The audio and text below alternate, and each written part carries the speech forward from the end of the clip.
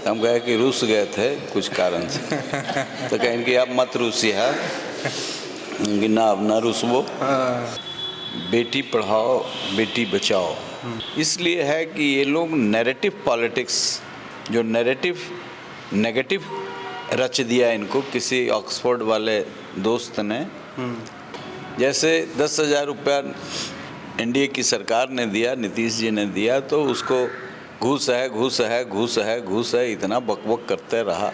अर्थ विज्ञान नहीं है ये, समाज विज्ञान भी है इसमें जुड़ा हुआ, इसमें मानवीय दर्शन भी है जी।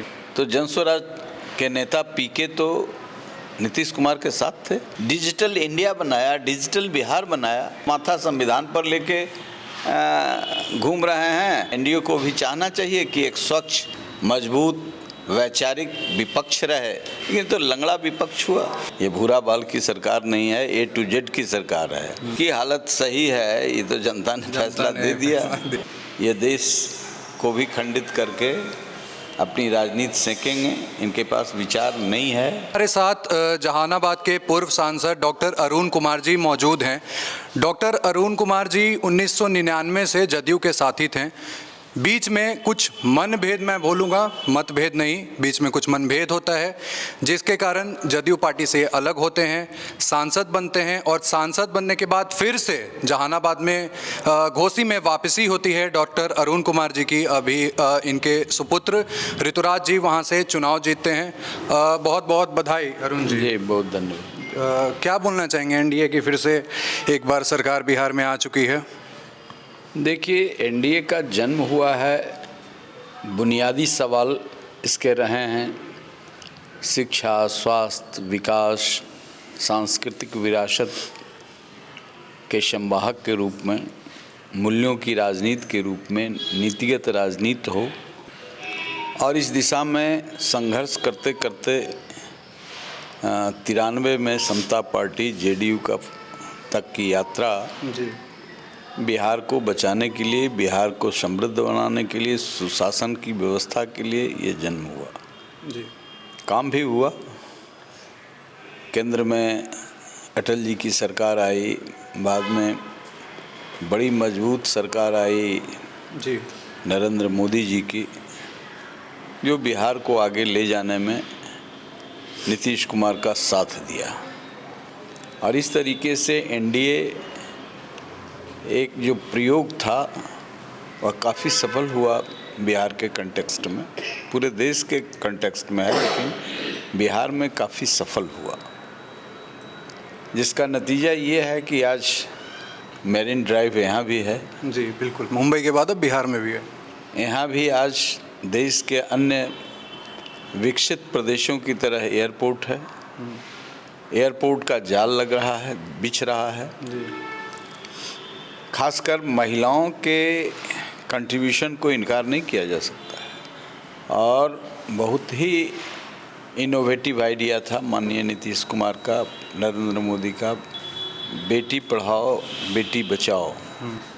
और बेटी बचाओ सिर्फ भ्रूण हत्या से संबंधित नहीं था, जिंदा महिला भी आत्मविश्वास के अभाव में सहयोग नहीं हो रहा था। तो आज जो ये सफलता मिली है, इसमें कंट्रीब्यूशन तेजस्वी यादव का भी है, राहुल कुमार का भी है जी। राहुल गांधी का भी है। इसलिए है कि ये लोग नैरेटिव पॉलिटिक्स, जो नैरेटिव नेगेटिव रच दिया इनको किसी ऑक्सफोर्ड वाले दोस्त ने, तो उससे क्या हुआ कि जनता इनके नकारात्मक स्वरूप को स्वीकार करने के लिए तैयार नहीं था। जैसे 10,000 रुपया एनडीए की सरकार ने दिया, नीतीश जी ने दिया, तो उसको घूस है घूस है घूस है घूस है इतना बकबक करते रहा।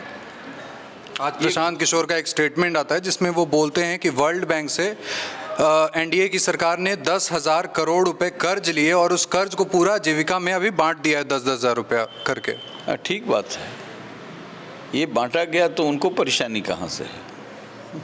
उन्होंने कोई कंट्रीब्यूशन तो नहीं दिया है, नहीं, इसलिए उनको परेशानी क्यों हो? अर्थ विज्ञान नहीं है ये, समाज विज्ञान भी है इसमें जुड़ा हुआ, इसमें मानवीय दर्शन भी है जी। जिस दिन ये था बेटी बचाओ बेटी पढ़ाओ, जी फ्रॉक बांटो, साइकिल बांटो। तो जनस्वराज के नेता पीके तो नीतीश कुमार के साथ थे, जी, आपके साथ ही रह चुके हैं वो। इसीलिए तो मैं कह रहा हूँ कि उनको इस पर गुस्सा करने की ज़रूरत नहीं है, जनता ने उनको रिजेक्ट किया है। हम भी उनके मौलिक विचारों के समर्थक रहे, लेकिन टिकट डिस्ट्रीब्यूशन जो उन्होंने किया उससे उनका एक्सपोजर जो था वो समाप्त हो गया। राजद पार्टी का लुटिया डुबोने में सबसे बड़ा किसका हाथ मानते हैं आप? स्वयं का उनका। मैंने कहा कि नेगेटिव नैरेटिव ये चलाते रहे, MY समीकरण और वगैरह वगैरह, वो सब नहीं, नेगेटिव नारा था उनका। ये नारा जो लेकर के बढ़े, चौकीदार चोर है, वोट का लुटेरा है। भाई चौकीदार चोर है ये आज आप कह रहे हैं, और भ्रष्टाचार में आप आकंठ डूबे हुए हैं, आप पर कई स्कैम हैं। बिल्कुल, जी जी। तो ये नारा जनता ने स्वीकार नहीं किया। दूसरी चीज़, हमारी जो परंपरा थी प्रधानमंत्री को, राष्ट्रपति को इज्जत बकसने का, उसको बहुत नीचे उतर करके इन्होंने जलील किया। लेकिन उसकी परवाह किए बिना जो जिसको काम करना था वो काम कर रहा था। उन्होंने कहा वोटर चोर है, वोट चोर है, वोट चोर है। भाई केजे राव ने तो इनके चोरी को पकड़ लिया था, तब तो एनडीए की सरकार बनी थी, उस समय तो इनकी सरकार नहीं थी। एक व्यक्ति जो संविधान के अनुकूल कार्य किया, इलेक्शन कमीशन को फॉर्मिडेबल बनाया, उसकी पहचान मिली। पहले तो इलेक्शन कमीशन को लोग जानता भी नहीं था। ये इतने बड़े वोट के लुटेरे थे कि बूथ पर जाते ही नहीं थे लोग। पर अभी तो आप पे आरोप लगा रहे हैं कि एनडीए ने लूट मचाया है। इसीलिए तो कहा कि ये वोट के लुटेरे थे। जब ट्रांसपेरेंट हो गया ये चुनाव, केजे राव ने शुरू किया, एनडीए की सरकार आई, सरकार के पहले तो इनको स्वीकार करना चाहिए कि यही सरकार में थे। केजे राव ने इनको दुरुस्त कर दिया, चूँकि वोट के लुटेरे थे तो सत्ता से बाहर हो गए। बाहर जब हो गए तो अंदर आने के बाद एनडीए ने तो इसको कंसिस्टेंट बनाया, आगे चलने दिया, ट्रांसपेरेंट बनाया, डिजिटल इंडिया बनाया, डिजिटल बिहार बनाया। बिल्कुल। तो ईवीएम चोरी नकारात्मक, वोट चोरी यही लुटेरे थे, इनको बन नहीं रहा है लूटने में। ऐसा सिस्टम बनाया गया कि सबके लिए ट्रांसपेरेंट हो।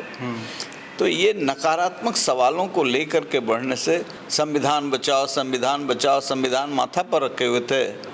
इनका जब कालखंड था तो डॉक्टर भीमराव अंबेडकर को संसद में प्रवेश नहीं किया गया, इतना छल छद्म किया।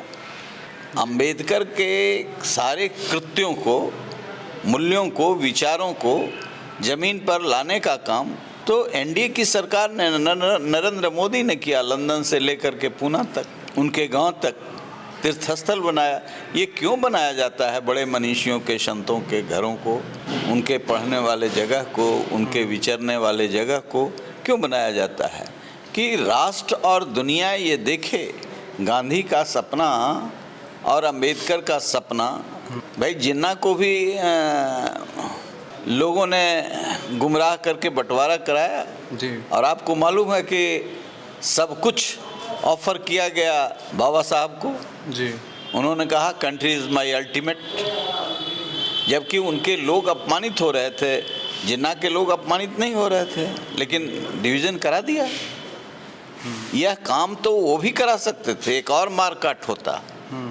चूँकि गरीब लोगों को जिस तरीके से पावर वाले लोग अपमानित कर रहे थे, जिस समूह को ये नेतृत्व दे रहे थे, उनके गर्दन में क्या क्या बांध दिया जाता था, झाड़ू, खगड़ा, घंटी। और उसके बाद भी उन्होंने कहा country is ultimate, my country is ultimate. Lord Mountbatten थक गए। तो देश के लिए जो किया है, उनके जगहों को सम्मानित करना ये कांग्रेसियों का काम था। ये एनडीए की सरकार ने की, और की तो सकारात्मक राजनीति इनको करना चाहिए था। ये माथा संविधान पर लेके घूम रहे हैं, और संविधान 77 में 75 में कैसे कुचला गया आपने देखा, 75 में, 74 में देखा।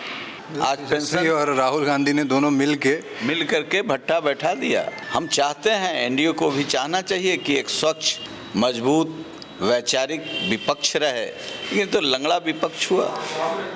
अभी आपके एक समर्थक से मेरी बात हो रही थी तो उन्होंने बताया कि जिस तरीके से भूरा बाल साफ करो का जो नैरेटिव बनाया गया था, फिर से बिहार में भूरा बाल का सरकार आ चुका है। सही बात है सर?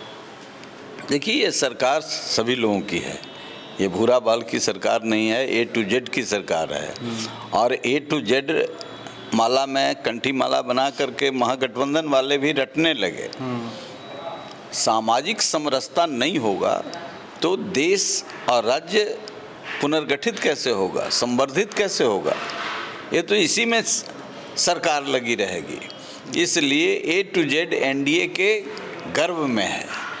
ए टू जेड ये महागठबंधन वाले लोग अभी शुरू किए हैं, तो पढ़ने में देर लगेगा। धीरे धीरे उसको पढ़ेंगे, गुनेंगे, तब आत्मसात करेंगे, तब प्रैक्टिस करेंगे। चौथा स्टेज, चौथापन में क्या हालत होता है आदमी का, थक जाता है, वानप्रस्थ में चला जाता है। चौथापन में इस पार्टी के जीवन का चौथापन जो है, हमारे मुख्यमंत्री तो अभी चौथेपन में नहीं है ना।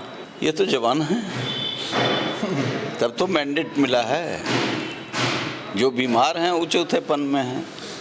जी नहीं, वही आरोप लगा रहे थे कि उनकी दिमागी हालत अब सही नहीं है, अब वो डिसीजन मेकिंग में नहीं है। किसकी हालत सही है ये तो जनता ने फैसला दे दिया।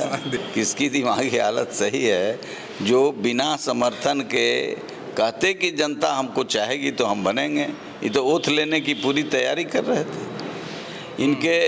इनके समर्थक कह रहे थे कि नेपाल बना देंगे।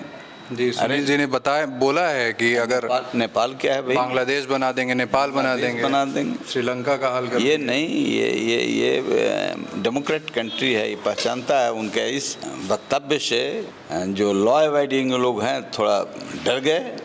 ये हम कहते रहे कि सब जुमला है, ये देश को भी खंडित करके अपनी राजनीति सेकेंगे, इनके पास विचार नहीं है। जी। घोसी और जहानाबाद की जनता आपको शुरू से चाहते आई है, अपनी जनता के लिए क्या बोलना चाहेंगे सर? देखिए, जनता सर्वोपरि है। घोसी की जनता महान है। जहानाबाद ही नहीं, पूरे मगध की जनता ने हमको सम्मान बख्शा।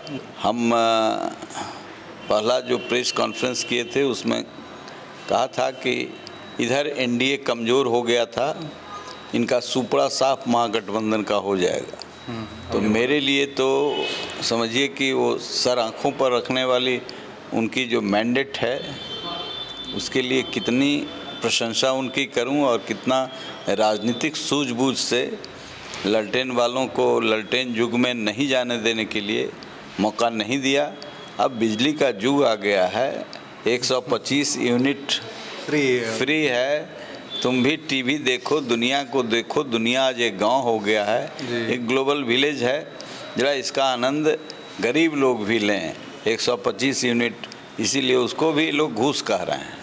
अब बंद कर देंगे, तब बंद कर देंगे। केजरीवाल वाला 125 यूनिट नहीं है कि 126 हो गया तो 126 का वो वसूलेंगे। यहाँ कंपाउंड इंटरेस्ट लेने लगे, कंपाउंड इंटरेस्ट भी लेते थे।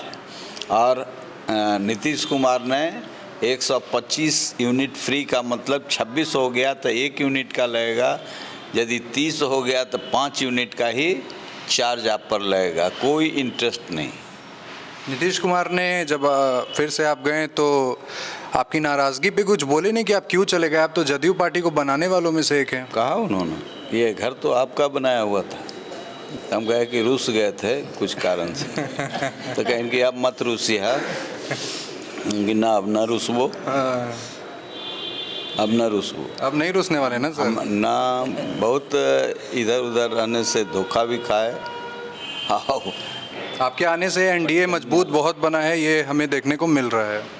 हाँ, नहीं ठीक है, हम वर्कर्स की लड़ाई लड़ते रहते हैं जी।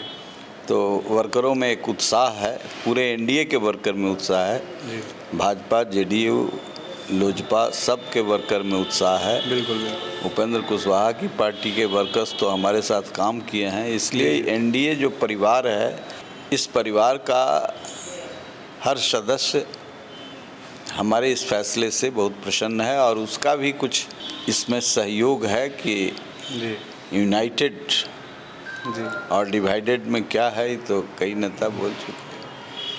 तो हमारे साथ डॉक्टर अरुण जी थे और अरुण जी ने बताया कि किस तरीके से जनता को साथ लेके चलने का काम एनडीए करती है।